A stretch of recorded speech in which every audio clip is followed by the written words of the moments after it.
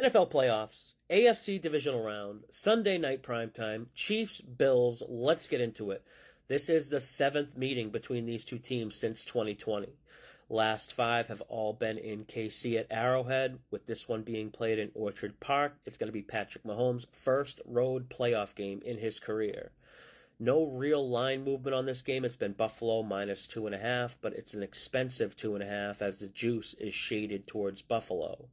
These two teams played a month ago. The Chiefs closed as 1.5-point favorites, which was the odds makers basically saying the two teams are evenly matched, and the 1.5 points was for home field advantage for KC.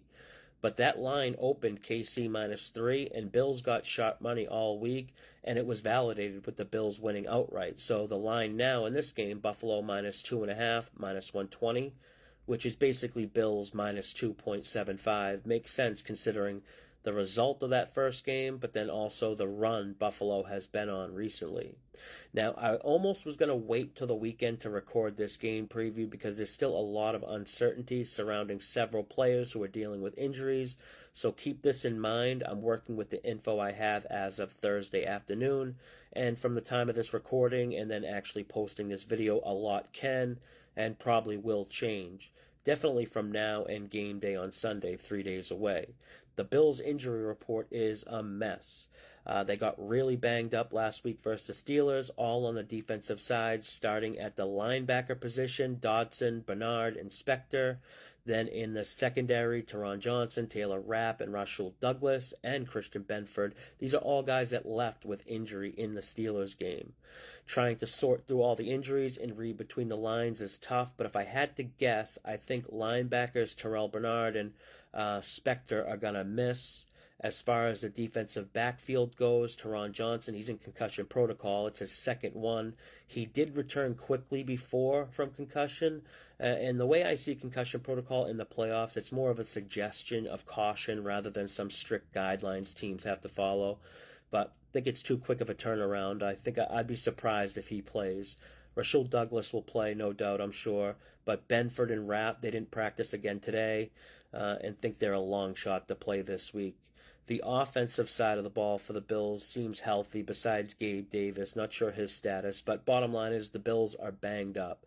And it's the status at the linebacker position for Buffalo that's so big. These guys are already backups, and when they were out in the game versus Pitt, we saw Pittsburgh exploit the middle of the field. And when you look at what KC was doing versus Miami, they were targeting guys over the middle, exploiting Miami's injuries at linebacker.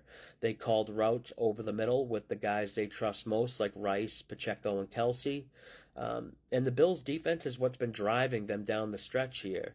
And now if you start taking away key guys on both levels, it's a big issue, and I think it's going to be too much for them to overcome.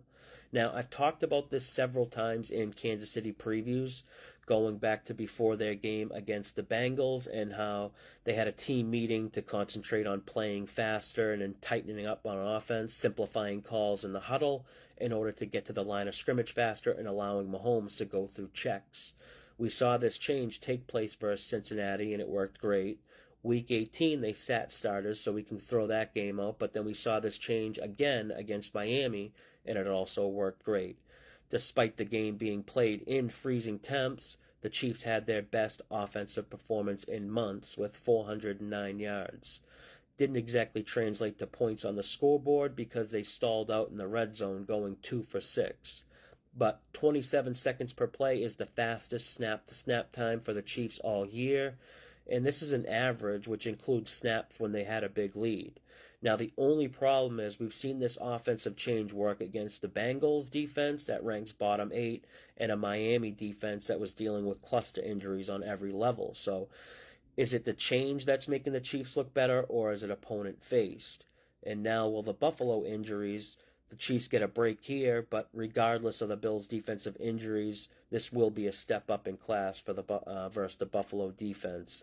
I do show value on KC with my line being closer to Buffalo minus 1, and probably a pick'em if the Bills get a bad injury report. KC has the rest advantage here with the Bills just playing on this past Monday, which is the quick turnaround doesn't help with the injuries. The Chiefs have the edge in special teams. Buckner is awesome, and I think the Bills punter is even hurt. I'm not sure. I'm going with the Chiefs in this one. There's a long shot player prop I really like, and it's Deontay Hardy, most receiving yards. He's an explosive player that's kind of flying under the radar, but I loved this pickup in the offseason and talked about him in my Buffalo Bills season preview. He was hurt all last year, but the year before that he was top 5 in yards after the catch and yards per route ran. Think he could break off a couple big ones. But that's all I got for this one. Until next time, good luck with your bets.